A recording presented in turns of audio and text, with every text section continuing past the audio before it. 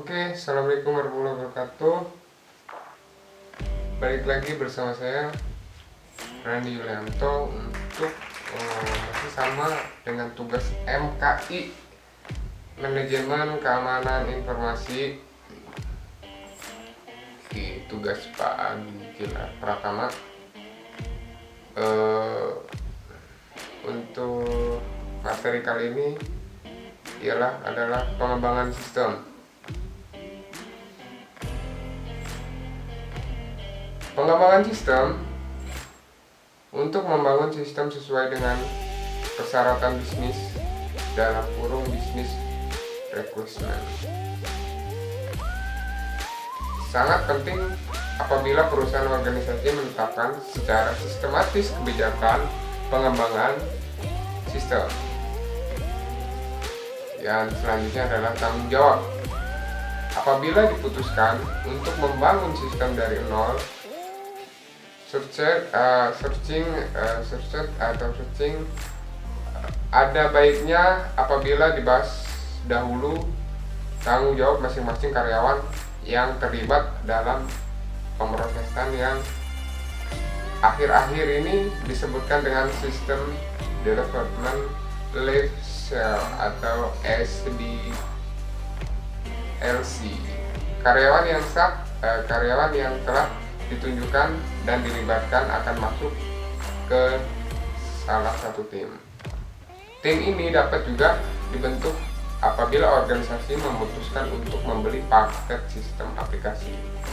Yang selanjutnya adalah steering committee tim pengadilan atau tim pengendalian. Tim ini terdiri dari senior manajemen organisasi yang memegang peran penting dalam perusahaan. Namun, hal ini tergantung dari ruang lingkup sistem yang akan dibangun serta besar jenis bisnis organisasi. Dalam kurung manufacturing, asuransi, bank, retail, supermarket, dan lain-lain. Yang selanjutnya user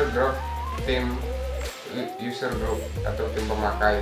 User group bertanggung jawab atas pengimplementasian peraturan dalam kurung polisi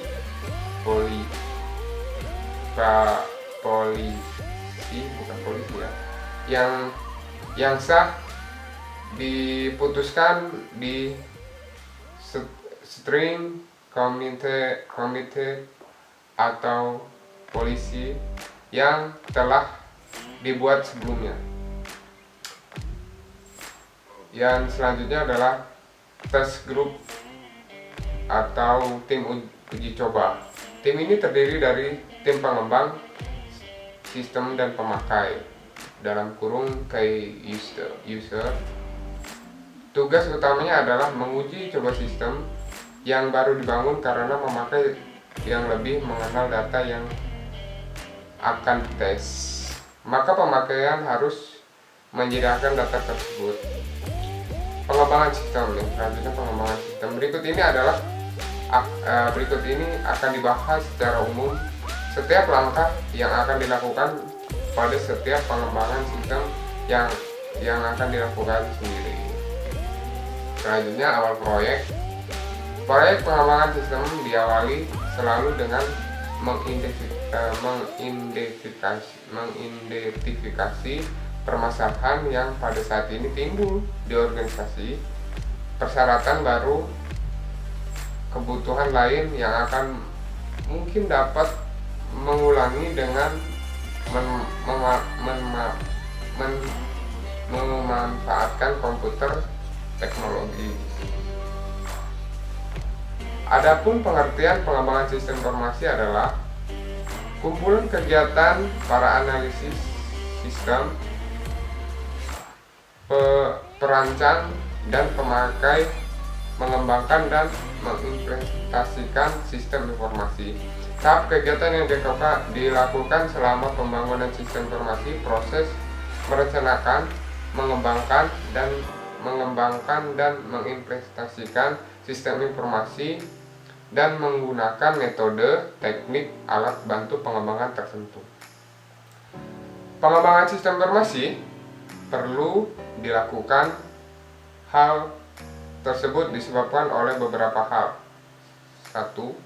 Adanya permasalahan problem dalam kurung problem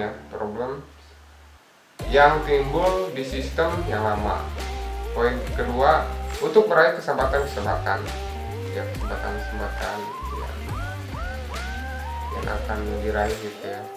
Dan poin ketiga adalah instruksi dari pimpinan, adanya peraturan pemerintah. Pengembangan sistem informasi dilakukan melalui beberapa tahap di mana masing-masing langkah menghasilkan suatu yang lebih rinci dari tahap sebelumnya. Tahap awal dari pengembangan sistem umumnya dimulai dengan mendeskripsikan kebutuhan pengguna dari sisi pendekatan sistem, rencana, strategi yang bersifat makro. Diikuti dengan penjabaran rencana strategik dan kebutuhan organisasi jangka menengah dan jangka panjang. Lazimnya metodenya 3 sampai 5 tahun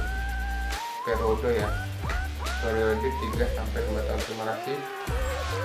Untuk